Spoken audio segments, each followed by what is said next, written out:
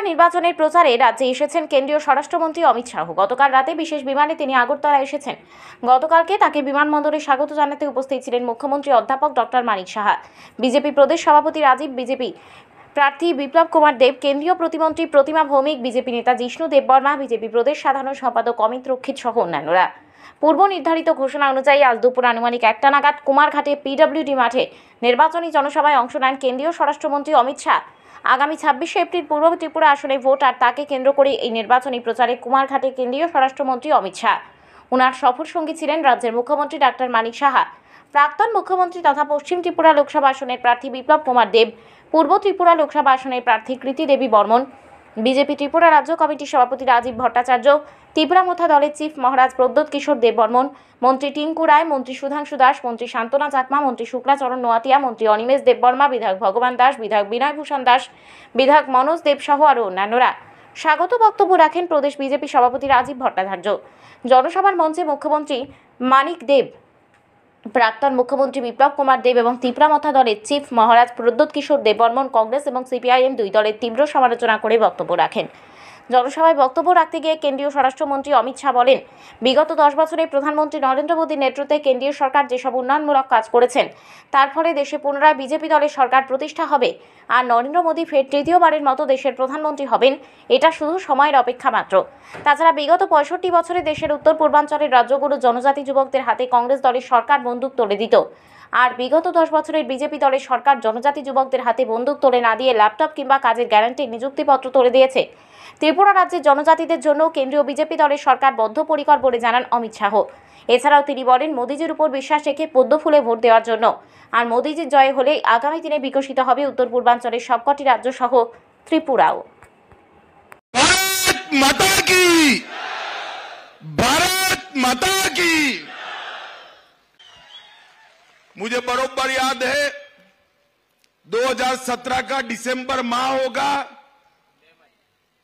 और मैं यहां पर त्रिपुरा मुक्ति के लिए पहली रैली करने आया था और यहीं से त्रिपुरा को कम्युनिस्टों से मुक्त करने की शुरुआत की थी। और आज इस महान त्रिपुरा की जनता ने इतने सालों के कम्युनिस्ट शासन को समाप्त कर त्रिपुरा में मोदी जी पर भरोसा कर विकास का एक नया रास्ता चुनने का काम किया है। इतने सालों से कम्युनिस्टों ने महाराजा वीर विक्रम माणिक्य किशोर जी को केवल और केवल बुलाने का काम किया। नरेंद्र मोदी जी ने इनके नाम पर त्रिपुरा के एयरपोर्ट देकर बड़ी मूर्ति प्रस्थापित कर उनको चिर स्मरण करने का काम नरेंद्र मोदी जी ने किया है। भाई और बहनों, नरेंद्र मोदी सरकार ने आदिवासियों के सम्मान के लिए, सुरक्षा के लिए और समावेशी विकास के लिए देश भर में न केवल विकास के काम चलाए हैं, उनको साथ में रखने का भी काम किया है।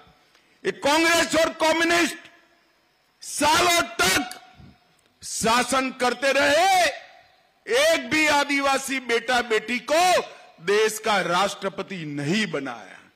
आजादी के 75 साल बाद पहली बार नरेंद्र मोदी जी ने ओडिशा के गरीब आदिवासी की बेटी द्रौपदी जी मुर्मू को महामहिम द्रौपदी मुर्मू बनाकर आदिवासियों का सम्मान करने का काम किया है। भाई और बहनों, जनजातीय मंत्रालय में, ट्राइबल मंत्रालय में पहले 24,000 करोड़ रुपए का बजट था। मेरी बात ध्यान से सुनना, इतने बड़े देश के ट्राइबल आबादी के लिए सिर्फ 24,000 करोड़ था। नरेंद्र मोदी जी ने 1,25,000 करोड़ का बजट ट्राइबल मंत्रालय का किया है। भाई और बहनों, त्रिपुरा पहले विप्लव देव जी और अब डॉक्टर माणिक साह के नेतृत्व में विकास के रास्ते पर आगे बढ़ पड़े। आज सुबह ही राजा साहब भी बैठे थे।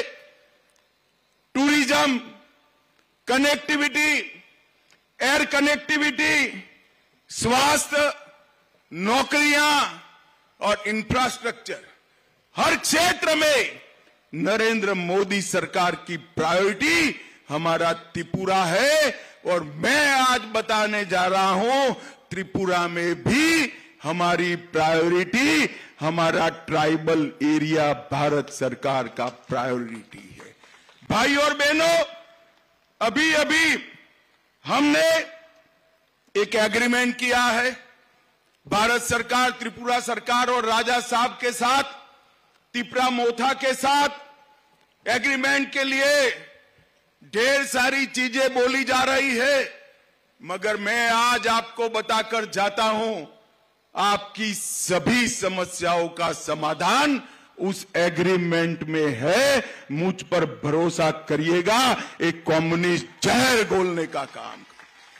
त्रिपुरा की जाति और जनजाति दोनों के बीच में शांति रहे, दोनों का विकास हो और संघर्ष की जगह विकास के रास्ते पर त्रिपुरा आगे बढ़ पड़े, इसका एग्रीमेंट में पूरा ध्यान रखा गया है। ये राजा साहब है तो राजा, मगर बनने से भी ज्यादा चतुर है भाई। छोटी छोटी चीज पर आपकी सभी हितों का ध्यान उन्होंने रखा है और मोदी जी ने इसको आशीर्वाद देने का काम किया है। सबरूम रेलवे स्टेशन को एक्सटेंड किया गया, 23 ट्रेनें अब चल रही है। अगरतला अखौरा रेलवे लाइन को आगे बढ़ाने का काम किया और एक हाईवे ही था कम्युनिस्टों के 30 साल के शासन में, अब त्रिपुरा में 9 हाईवे बनाने का काम नरेंद्र मोदी सरकार ने किया है। विद्या ज्योति स्कूल को सीबीएसई में लिया, बमुतिया में सेंट्रल संस्कृत यूनिवर्सिटी बन रही है, नरसिंहगढ़ में अंतर्राष्ट्रीय क्रिकेट स्टेडियम बन रहा है, जिससे आईपीएल और राष्ट्रीय मैच भी यहां आएगी। और बहनों, कम्युनिस्ट जहां जहां गए वहां क्या छोड़ा? गरीबी, भूखमरी, स्वास्थ्य का अभाव, शिक्षा का अभाव और युवाओं के हाथ में बंदूक थमाने का काम एक कम्युनिस्ट पार्टी ने किया।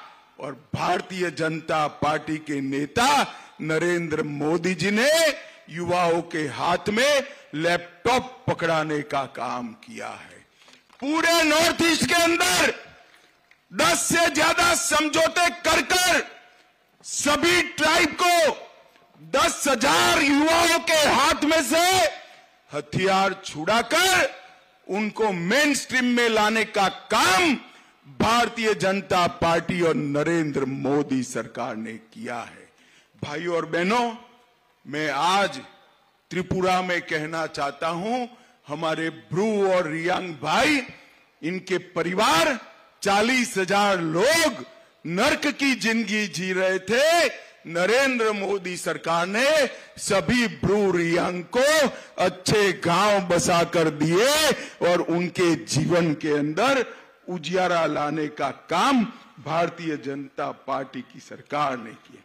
भाई और बहनों, हम आपका आशीर्वाद मांगने आए हैं। ये लाल भाइयों ने सालों तक जाति और जनजाति को झगड़ा कराया। आपकी 20 की 20 सीटें लेकर विकास के नाम पर बिग जीरो किया है। मैं आपको कहता हूं, मोदी जी पर भरोसा कर कमल के निशान पर वोट दीजिए। आने वाले दिनों में संपूर्ण त्रिपुरा, वेस्ट हो या ईस्ट हो, हम उसको विकसित राज्य बनाने का कमिटमेंट करते हैं मित्रों, कमिटमेंट करते हैं।